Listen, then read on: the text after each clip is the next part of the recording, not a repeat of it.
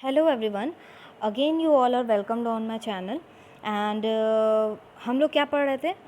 Second chapter class 9th का is matter around us pure. ठीक है, तो उसमें हम लोगों ने पहली वीडियो थी, उसमें हम लोगों ने एलिमेंट्स के बारे में पढ़ा, कंपाउंड्स के बारे में पढ़ा, मिक्सचर्स के बारे में पढ़ा और थोड़ा बहुत होमोजीनियस और हेट्रोजीनियस मिक्सचर के बारे में पढ़ा। ठीक है, तो बेसिकली हम लोग यहाँ पर उसका इलेबोरेटेड फॉर्म पढ़ने वाले हैं। स्पेशली इस वीडियो में हम लोग मिक्सचर्स और सॉल्यूशन की बात करेंगे। ठीक है, किसकी बात करेंगे? मिक्सचर्स और सॉल्यूशन की बात करने वाले हैं। ठीक है, तो मिक्सचर क्या होता है? मिक्सचर आप कह सकते हो ना कि दो या दो से ज़्यादा टाइप्स के पार्टिकल्स जो प्रेजेंट रहते हैं किसी भी सब्सटेंस में, उसे हम लोग मिक्सचर बोलते हैं।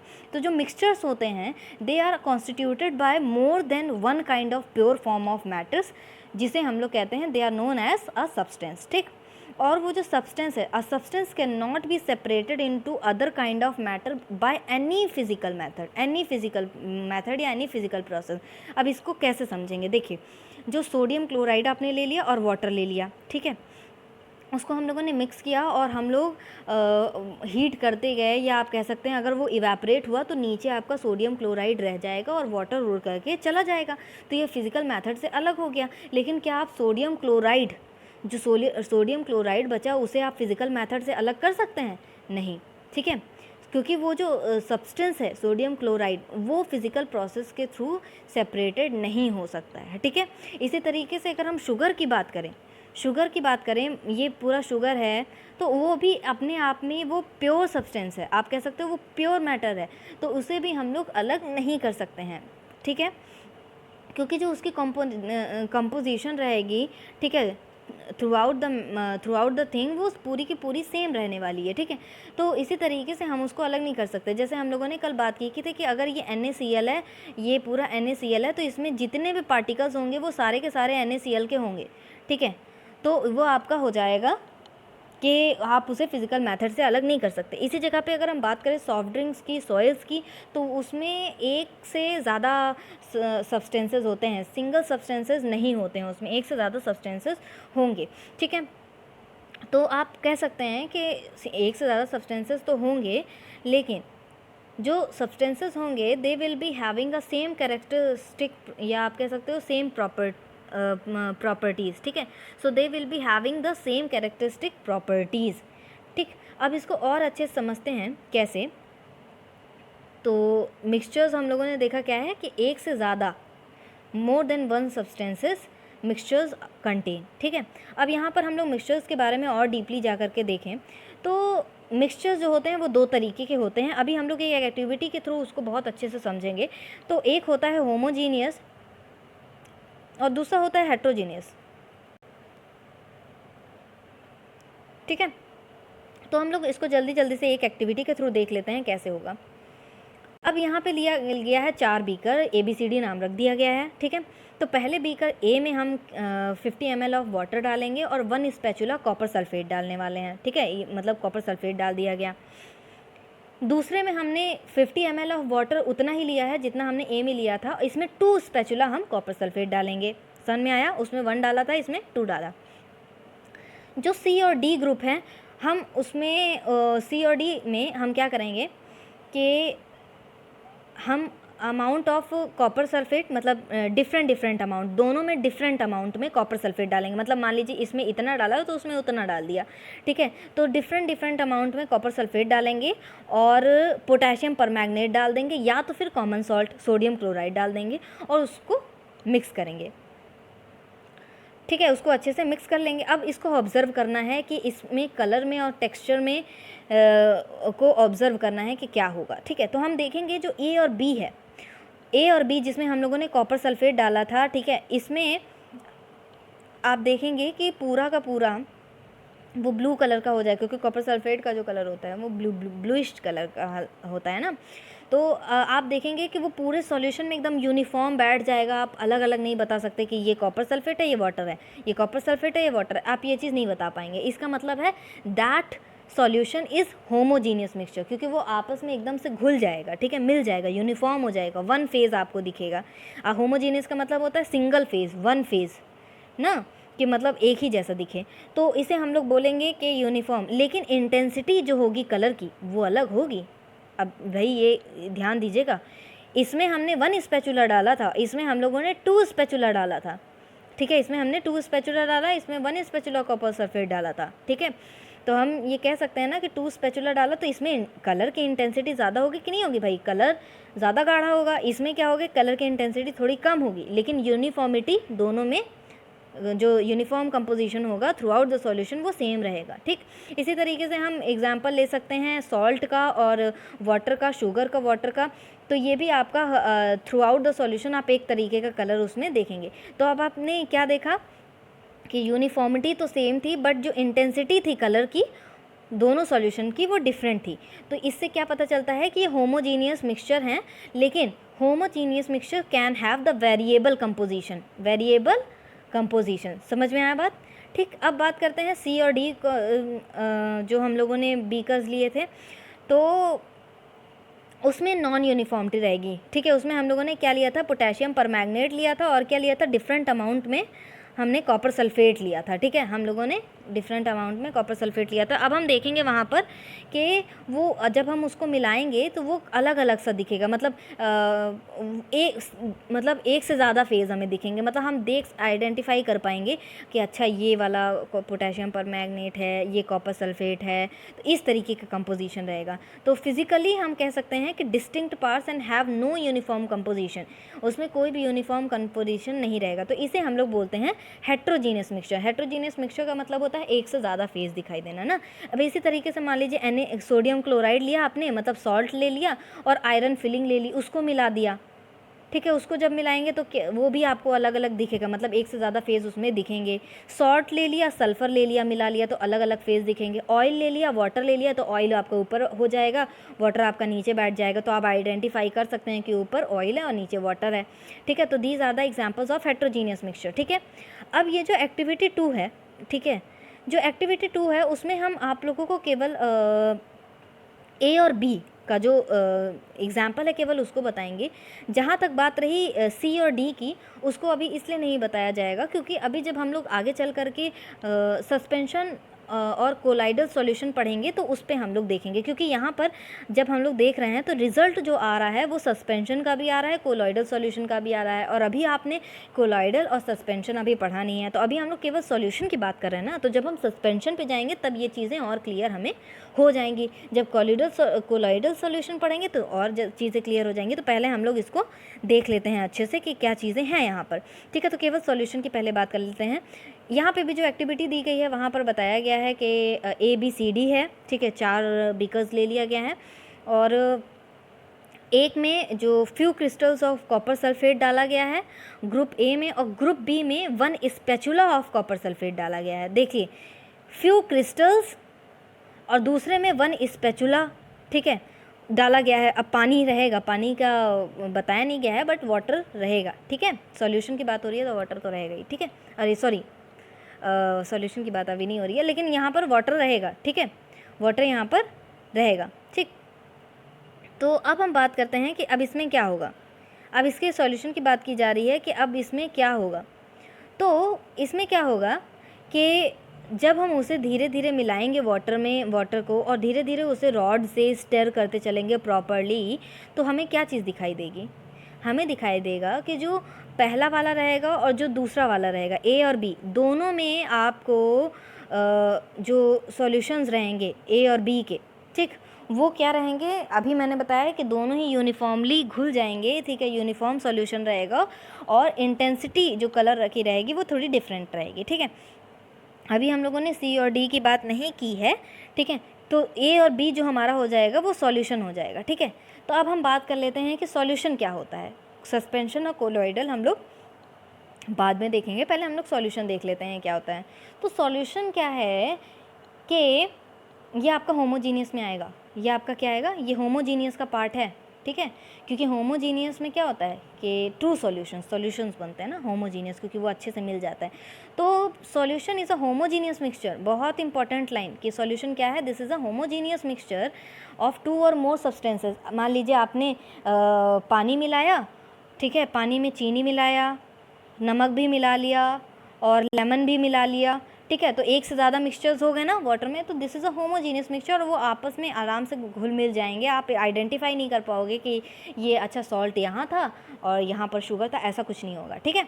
इसी तरीके से हम इसमें रोज़मर्रा के कुछ एग्जांपल्स दिए गए हैं, जैसे कि सोडा वाटर हो गया और लेमनेड हो गया, जिसे आप लोग डेली लाइफ में अपनी यूज़ करते होंगे। तो this is also a type of solution, ठीक। तो हम यूजुअली हम सोचते हैं कि जो सॉल्यूशन है वो solution as a liquid that contains either a solid, liquid or a gas dissolved in it. But जो हम ये भी कह सकते हैं कि we can also have solid solution, हमारे पास सॉलिड सॉल्यूशंस भी होते हैं और गैसियस सॉल्यूशंस भी होते हैं, ठीक है। सॉलिड सॉल्यूशंस को एलॉय, आपका इसमें एलॉयज़ आ जाएंगे, और जो लिक्विड सॉल्यूशन अरे गैसेस सॉल्यूशंस हैं उसमें आपका एयर आ जाएगा। अभी जब हम इसमें एग्जांपल्स आगे अभी आपका है उसको देखेंगे तो आपको वो चीज़ें और क्लियर हो जाएंगी, ठीक है। तो in a solution there is a homogeneity at the particle level, homogeneity होती है ना, अभी हम लोगों ने बात किया ना, होमोजीनियस, होमोजेनिटी होती है, ठीक है। तो जो लेमन होगा, जैसे हम लेमन वाटर पी रहे हैं, लेमन वाटर, तो थ्रू आउट द सॉल्यूशन, चाहे आप नीचे से पीजिए और चाहे ऊपर से पीजिए, आपको थ्रू आउट द सॉल्यूशन वो सेम टेस्ट करेगा, ठीक है। तो वही चीज़ यहाँ पे बताई गई है। और वन मोर थिंग एलॉय के बारे में जो आपको जानना बहुत ज़रूरी है, एलॉय क्या होता है, ठीक है। Alloy is the mixture of two or more metals, और आप कह सकते हो और मेटल्स और नॉन मेटल्स। क्या है एलॉय, क्या है, मिक्सचर है दो या दो से ज़्यादा मेटल्स का या मेटल्स का और नॉन मेटल्स का, ठीक है। और इसे हम फिज़िकल मेथड्स के द्वारा इसके कंपोनेंट्स को अलग नहीं कर सकते हैं, बट स्टिल एलॉय को हम मिक्सचर में कंसिडर करते हैं, बिकॉज इनमें जो प्रॉपर्टीज़ होती हैं, इनकी कॉन्स्टिट्यूएंट्स की जो प्रॉपर्टीज़ होती हैं, दे हैव वेरिएबल कंपोजिशन, ठीक है। वेरिएबल कंपोजिशन इसमें होता है, ठीक है। तो अब यहाँ पर एग्जांपल हैं, जैसे ब्रास है, ब्रास जो होता है वो किस किस चीज़ का मिक्सचर होता है, जिंक और कॉपर का। तो कॉपर कितना परसेंटेज होता है, 70%, और जिंक कितना होता है, 30%। तो प्लीज़ आप लोग इसमें से वन वर्ड क्वेश्चंस आप निकालते रहिएगा, क्योंकि इसमें से वन वर्ड क्वेश्चंस बहुत बन सकते हैं, ठीक है। इसके बाद आपका आता है नेक्स्ट थिंग कि सॉल्यूशन के कंपोनेंट्स के बारे में, ठीक है। अब मान लीजिए ये सॉल्यूशन है, ठीक है। इसमें कुछ कंपोनेंट्स होते हैं जिसे हम लोग बोलेंगे सॉल्यूट एंड सॉल्वेंट, ठीक। अब ये सॉल्यूट क्या है और सॉल्वेंट क्या है। मान लीजिए ये वाटर है, आपने 1 टेबल स्पून इसमें नमक मिला दिया, ठीक। तो ये जो 1 टेबल स्पून आपने नमक मिलाया है, ये आपका हो जाएगा सॉल्यूट, और ये जो इतना ज़्यादा आप लार्ज अमाउंट में वाटर देख रहे हैं, ये आपका हो जाएगा सॉल्वेंट। समझ में आया। तो जो ज़्यादा अमाउंट में रहता है वो आपका सॉल्वेंट होता है, जो कम अमाउंट में रहता है वो सॉल्यूट रहता है। तो आप सॉल्यूट का, अगर आप सॉल्वेंट का डेफिनेशन देखें तो वो क्या होगा कि सॉल्यूशन का ऐसा कंपोनेंट जो कि डिज़ोल्व कर ले अदर कंपोनेंट को। अब जैसे मान लीजिए ये हमने वाटर लिया था और इसमें अगर सॉल्ट गया, तो ये इसने इसको घुला लिया ना, ये सॉल्ट इसमें जाकर के घुल गया, तो इसने किसने डिज़ोल्व किया, इस सॉल्वेंट ने उसको घुला लिया, अदर कंपोनेंट को डिज़ोल्व कर लिया, ठीक है। तो ये क्या होते हैं, लार्जर अमाउंट में प्रेजेंट होते हैं, तो इन्हें हम क्या बोलेंगे, सॉल्वेंट बोलेंगे। इसी तरीके से ऐसे सॉल्यूशन का ऐसा कंपोनेंट जो जा करके डिज़ोल्व हो जाए सॉल्वेंट में, मतलब ऐसा कंपोनेंट जो वाटर में जा कर के डिज़ोल्व हो जाए, वो आपका सॉल्यूट हो जाएगा। तो जो डिज़ोल्व करवाए, कंपोनेंट को डिज़ोल्व करवाए, अदर कंपोनेंट को जो डिज़ोल्व कराए वो हो जाएगा सॉल्वेंट, और जो जा कर के डिज़ोल्व हो जाए वो आपका हो जाएगा सॉल्यूट, ठीक है। जो सॉल्यूट होता है वो लेसर क्वांटिटी में होता है, और जो सॉल्वेंट होता है वो लार्जर क्वांटिटी में होता है। इस चीज़ का भी ध्यान देना है, ठीक है। अब यहाँ पर कुछ एग्जांपल्स दिए हैं। अभी जब हम लोग बात कर रहे थे सॉलिड्स और एयर की ना, गैसियस सॉल्यूशन और सॉलिड सॉल्यूशंस की, इसमें आपको देखने को वो सारी चीज़ें मिलेंगी बहुत अच्छे तरीके से, ठीक। अब यहाँ पर एग्जांपल दिया हुआ है कि जैसे हमने शुगर और वाटर का सॉल्यूशन ले लिया, बहुत ही सिंपल एग्जांपल है। तो इसमें क्या हो जाएगा, सॉल्यूट क्या आपका हो जाएगा शुगर, और सॉल्वेंट क्या हो जाएगा वाटर, ठीक। इसी तरीके से अगर हम आयोडीन का सॉल्यूशन ले लें, अगर हम अल्कोहल में, ठीक है, अल्कोहल में सॉल्यूशन आयोडीन का सॉल्यूशन मिलाएं, ठीक है, तो वो आपका हो जाता है टिंचर ऑफ आयोडीन, क्योंकि जो आयोडीन होता है वो सॉलिड फॉर्म में होता है, तो वो आपका हो जाएगा सॉल्यूट, और अल्कोहल आपका हो जाएगा लिक्विड फॉर्म में रहता है, तो वो हो जाएगा सॉल्वेंट, ठीक। तो टिंचर ऑफ आयोडीन क्या होता है, solution of iodine in alcohol is known as tincture of iodine. ठीक, इसके बाद यहाँ पर एरेटेड ड्रिंक्स हैं जिनमें से वो हवा निकलती है, लाइक सोडा वाटर हो गया, और भी बहुत सारे एग्जाम्पल्स होते हैं इसके, तो जिनमें से गैसेस आप जब उनको खोलते हो तो निकलती हैं। तो इसमें क्या होगा कि they are gases in liquid solution. ठीक, सो जो जो उसमें से गैस निकली वो हो जाएगी आपकी कार्बन डाइऑक्साइड निकली, वो सॉल्यूट हो जाएगी, और जो उसमें आप कह भी सकते हो जो प्रेजेंट रहती है गैस, ठीक है, वो आपका सॉल्यूट हो जाएगी, और जो लिक्विड रहेगा, वाटर जो रहेगा, वो एज अ सॉल्वेंट रहेगा। ठीक, अब नेक्स्ट अपने बात करते हैं एयर जो है बहुत सारे गैसेस, जो एयर में बहुत सारी गैसेस का वो मिक्सचर है। ठीक है, तो आप कह सकते हो that is a homogeneous mixture and number of gases. अब दो मेन कॉन्स्टिट्यूएंट्स उसमें होते हैं, ऑक्सीजन 21% और नाइट्रोजन 78%। बाकी जो अदर गैसेस होते हैं वो बहुत ही स्मॉल अमाउंट में होते हैं, इसलिए दिस इज़ आप कह सकते हो this is a kind of homogeneous mixture. ठीक, अब यहाँ पे कुछ प्रॉपर्टीज़ दी गई हैं जो कि बहुत इंपॉर्टेंट है एग्जामिनेशन पॉइंट ऑफ व्यू से, आपको एकदम पता होना चाहिए। बहुत बार आप कह सकते हैं कि शॉर्ट आंसर्स में, लॉन्ग आंसर्स में आते ही हैं। ठीक है, सॉल्यूशन क्या है, अभी बताया गया है कि this is a homogeneous mixture. ठीक, दूसरी चीज़ कि जो पार्टिकल्स होते हैं सॉल्यूशन के वो बहुत ही छोटे होते हैं, इतने छोटे होते हैं कि आप उन्हें अपनी नेकेड आइज से नहीं देख सकते हैं। ठीक है, ये 1 नैनोमीटर, आप कह सकते हैं कि they are smaller than 1 nanometre in diameter. ठीक है, तो 1 नैनोमीटर कितना हो जाएगा, 10⁻⁹ मीटर, ये उससे भी ज़्यादा छोटे होते हैं। ठीक है, आप और ये ज़्यादातर अधिकतर आप कह सकते हैं कि ये ट्रांसपेरेंट भी होते हैं। ठीक है, अधिकतर आप कह सकते हो कि ये ट्रांसपेरेंट होते हैं। इनका जो साइज़ होता है वो इतना छोटा होता है, जो पार्टिकल्स होते हैं इनके इस सॉल्यूशंस के, वो साइज़ में इतने छोटे होते हैं कि अगर हम लाइट पास कराएं तो वो स्कैटर नहीं होगी। अब ये beam of light passing through a solution do not scatter, इसका मतलब क्या हुआ, अभी जब हम लोग आगे चल के एक अभी टॉपिक आएगा आपके बुक में ही है इसी चैप्टर में, टिंडल इफेक्ट। ठीक है, आएगा टिंडल इफेक्ट, तो अभी जब हम उसमें पढ़ेंगे तो ये जो आपका बीम ऑफ लाइट है ये आपका कंसेप्ट अच्छे से क्लियर हो जाएगा। ठीक है, फिर इसके बाद हम देखते हैं कि एक और चीज़ है कि जो सॉल्यूशन है, ठीक है, जो सॉल्यूशन होता है इनके सॉल्यूट पार्टिकल्स को हम अलग नहीं कर सकते। मान लीजिए आपने पानी लिया और इसमें हमने नमक घोल दिया, तो अगर हम इसको फ़िल्टर पेपर से फ़िल्टर करेंगे तो इतने छोटे पार्टिकल्स इनके होते हैं, अच्छे से इतने घुल जाते हैं कि ये फ़िल्टर पेपर के ऊपर कुछ भी आपको नहीं दिखेगा। ठीक है, वो उसके होल से भी नीचे पानी में चले जाएंगे। ठीक है, तो आप ये कह सकते हैं कि ये फ़िल्ट्रेशन के थ्रू इनको हम सेपरेट नहीं कर सकते हैं। ठीक, अगर हम इन्हें कुछ बिना डिस्टर्ब किए इनके पानी को थोड़ी देर ऐसे छोड़ भी दें, तब भी इनमें कोई भी चीज़ हमें डिफरेंस नहीं देखने को मिलेगा। तो सॉल्यूशन इज़ स्टेबल हम कह सकते हैं। ठीक है, इसमें सेटल डाउन वो पार्टिकल्स नहीं होंगे। ठीक, अब आगे है कंसंट्रेशन ऑफ सॉल्यूशन का कंसंट्रेशन।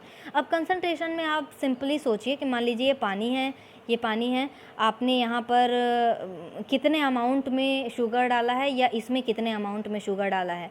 ठीक है, उसी की बात हो रही है। तो यहाँ पर देखिए, यहाँ पर 2.2 एक्टिविटी की बात की गई है, लेकिन यहाँ पर केवल ए और बी की बात की गई है, अभी सी और डी की बात नहीं की गई है। तो ए बी हम लोगों ने देखा था कि जो दोनों का शेड था, जिसमें हमने क्रिस्टल ऑफ कॉपर सल्फेट डाला था और इसमें 1 स्पैचुला डाला था। ठीक है, तो जो शेड्स था सॉल्यूशन का वो डिफरेंट था। ठीक है, तो अब उसमें हम देख लेते हैं कि क्या चीज़ें थी। तो प्रपोर्शन ऑफ सॉल्यूट वो अलग अलग था ना, कि इसमें हमने क्रिस्टल्स डाले बस, और इसमें हमने पूरा 1 स्पैचुला हमने डाला था। ठीक है, तो इसमें जो प्रपोर्शन था सॉल्यूट का वो अलग था। तो depending upon the amount of solute present in the solution, it can be called a dilute concentration और सैचुरेटेड सॉल्यूशन। ठीक है, depending upon the amount of solute present in solution. ठीक है, अमाउंट ऑफ सॉल्यूट कितना present है solution में, it can be a dilute concentration, या आप कह सकते हैं वो सैचुरेटेड सॉल्यूशन हो सकता है। ठीक है, अब इसको हम कैसे समझ सकते हैं, बहुत ही ईजी एक्टिविटी देख लेते हैं कि मान लीजिए कि 50 ml ऑफ वाटर है और हमने 2 बीकर लिया हुआ है, ठीक है। 2 बीकर लिया हुआ है और दोनों में 50 ml ऑफ वाटर डाला हुआ है, दोनों अलग अलग बीकर हैं, ठीक है। एक ये बीकर है, सॉरी एक ये बीकर है, एक ये बीकर है, दोनों में 50 ml ऑफ वाटर हैं और एक में हमने ऐड किया हुआ है सॉल्ट और दूसरे में हमने शुगर ऐड किया हुआ है और या तो फिर बेरियम क्लोराइड को ऐड किया हुआ है दूसरे में, ठीक है। अब दोनों को चलाते रहेंगे, कॉन्टीन्यूसली स्टर करते रहेंगे। तो अब ऐड करेंगे और चलाते रहेंगे। अब हम क्या करेंगे कि धीरे धीरे हम ऐड करते जा रहे हैं सॉल्यूट को। जब सॉल्यूट आपका डिज़ोल्व होना बंद हो जाएगा, अब हम उसे हीट करेंगे, ठीक है। जब हीट करेंगे तो हम देख रहे हैं कि जो सॉल्यूट है वो फिर से मतलब कि आपका घुलना शुरू हो गया, डिज़ोल्व होना शुरू हो गया है, ठीक है। तो अब ये क्या है, अब ये पूछ रहा है कि is the amount of solution of sugar और barium chloride can be dissolved in water at the given temperature the same. तो अब यहाँ पर आपको क्या बताना है, सिंपल सी बात है। आपको देखिए सैचुरेटेड सॉल्यूशन क्या होता है, हम आपको सिंपल लैंग्वेज में बताते हैं। मान लीजिए ये आपने बीकर लिया है और ये वाटर है, ठीक है। हमने इसमें डाला शुगर, अब हम शुगर डालते जा रहे हैं इसमें शुगर और इस बीकर वाटर में मतलब डिज़ोल्व करते जा रहे हैं।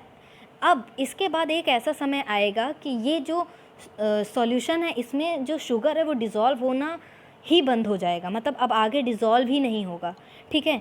तो ये आपका होता है कि अब वो उस टेम्परेचर पे अब वो डिज़ोल्व ही नहीं होगा, ठीक है। तो उसे हम लोग कहते हैं सैचुरेटेड सॉल्यूशन।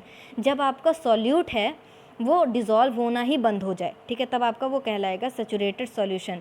या आप अदर वर्ड्स में कहो तो when no more solute can be dissolve in a solution at a given temperature is called as saturated solution, ठीक है। तो अब अगर हम बात करते हैं कि अगर इनको हम हीट करें, ठीक है, अगर हम हीट करें और उसके बाद देखेंगे हम कि इनके जो मॉलिक्यूल्स रहेंगे वो इसमें फिर वो डिज़ोल्व होना शुरू हो जाएगा। ऐसा क्यों? क्योंकि जो इसके मॉलिक्यूल्स हैं फिर वो फ्री हो जाते हैं, इधर उधर मूव करने लगते हैं, क्योंकि जब हीट करते हैं ना तो क्या होता है, it increases the kinetic energy, ठीक है। फिर इसमें जो चीज़ें रहेंगी वो घुलने लगेंगी, ठीक है। लेकिन फिर हम जब और सॉल्यूट डाल रहे हैं उसके बाद भी एक ऐसा समय आएगा जब आपका सॉल्यूट जो है वो नहीं घुलेगा। तो वही चीज़ यहाँ पे बताई गई है, एट एनी पर्टिकुलर टेम्परेचर जब जो सॉल्यूशन है that has dissolve as much solute as it is capable of dissolving it is set to be saturated. या आप अदर सिंपल वर्ड्स में देखो तो जब no more solute can be dissolve in a solution, जब और solute हम dissolve नहीं कर सकते सॉल्यूशन में एट अ गिवन टेम्परेचर, तो उसे हम लोग बोलते हैं सैचुरेटेड सॉल्यूशन, ठीक। फिर इसके बाद एक चीज़ है कि सॉल्युबिलिटी क्या होती है, बहुत इंपॉर्टेंट चीज़ कि सॉल्युबिलिटी क्या है। तो जो अमाउंट ऑफ सॉल्यूशन प्रेजेंट है उस टेम्परेचर पे सैचुरेटेड सॉल्यूशन में, जो अमाउंट ऑफ सॉल्यूट प्रेजेंट है उस टेम्परेचर पे उस सैचुरेटेड सॉल्यूशन में, वो उसका कहलाता है सॉल्युबिलिटी। वही उसकी क्या कहलाती है, सॉल्युबिलिटी कहलाती है। The amount of solute present in the saturated solution at this temperature, ठीक है। क्या लिखा है, the amount of solute present in the saturated solution at this temperature is called its solubility. अब अनसैचुरेटेड क्या होते हैं, जो सैचुरेटेड लेवल से कम रहेंगे वो आपका अनसैचुरेटेड हो जाएंगे। मान लीजिए पानी घुल रहा है तो आपका ये अनसैचुरेटेड सॉल्यूशन है, इसके बाद भी पानी घुल रहा है तो अनसैचुरेटेड है। जब एक टाइम ऐसा आ जाएगा जब वो नहीं घुलेगा पानी, सॉल्यूट अब नहीं डिज़ोल्व होगा, तो आपका हो जाएगा सैचुरेटेड सॉल्यूशन, ठीक है।